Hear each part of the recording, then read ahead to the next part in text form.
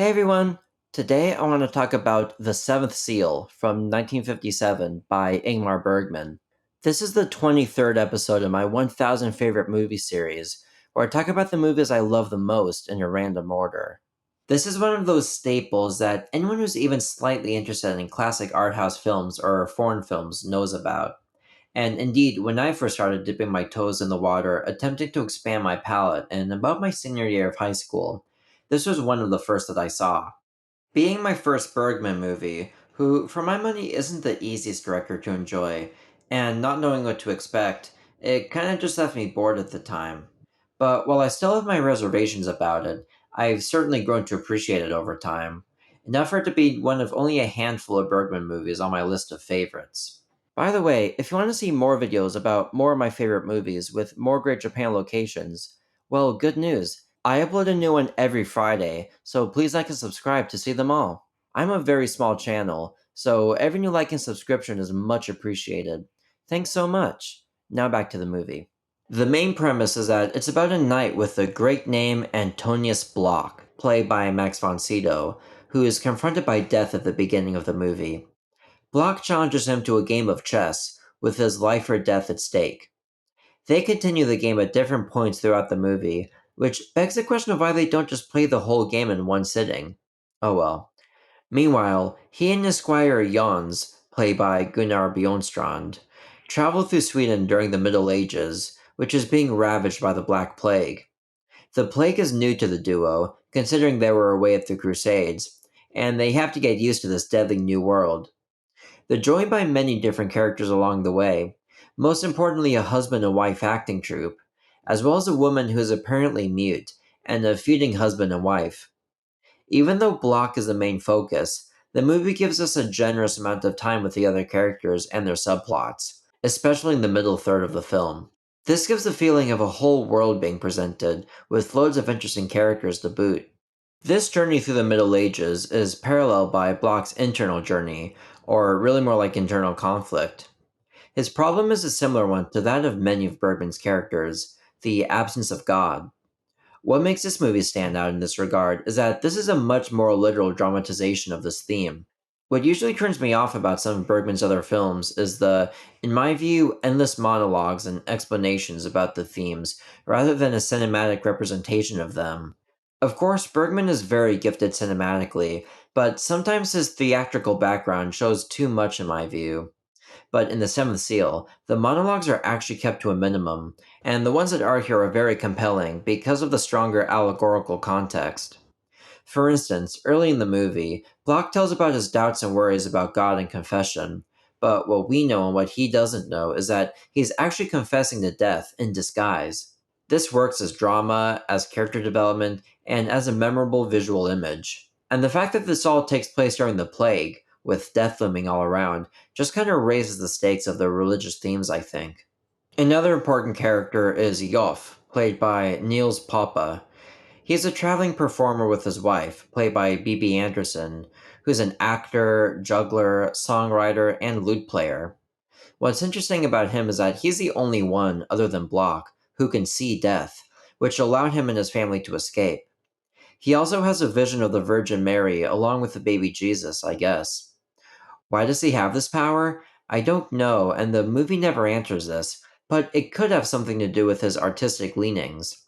That's what separates him from the other characters, constantly creating art. Whether this is related to his visions or not, I'd like to think of him and Block as being kind of like opposites. Block is tormented and full of doubt, whereas Yoff is clear headed and happy, which leads to vastly different results in the end for the two.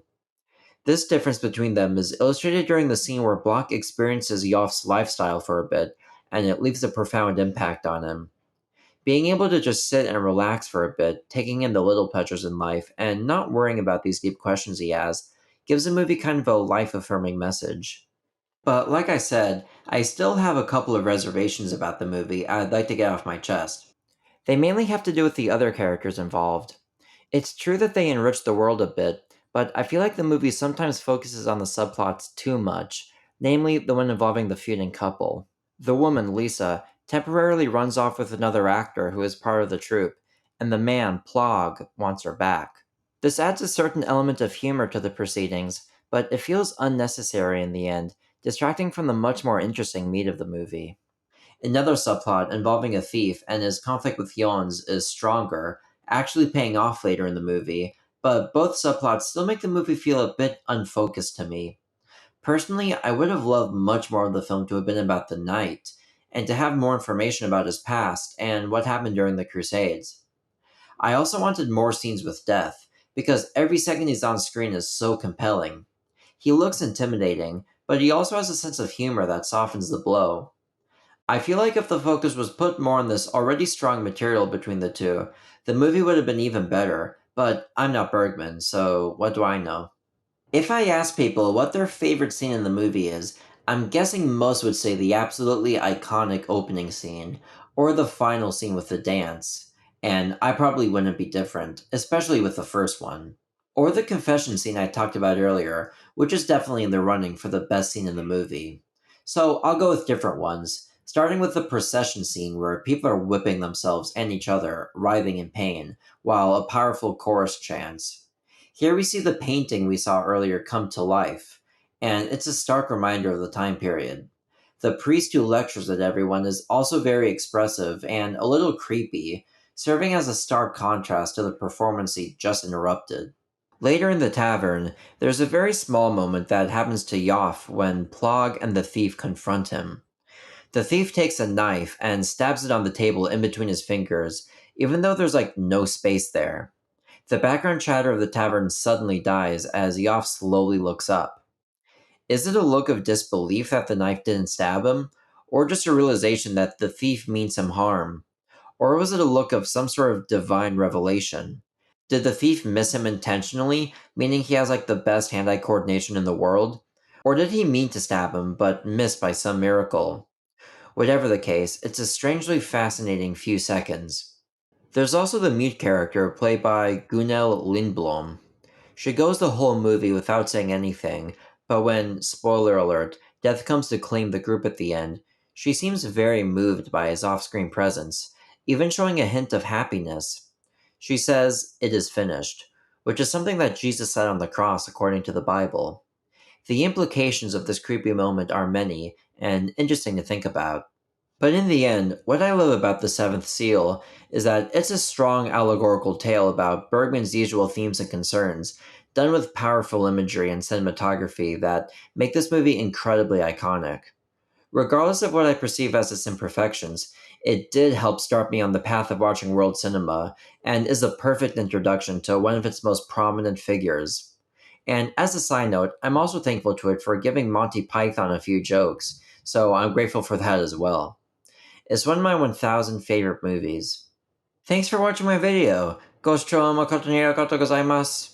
Have you seen The Seventh Seal? Let me know what you think in the comments. I think of all of my favorite movies as my friends, and I think of my audience as friends too. Remember, I upload a new video every Friday, so if you want to help me complete this 1000 favorite movies epic, don't forget to like and subscribe.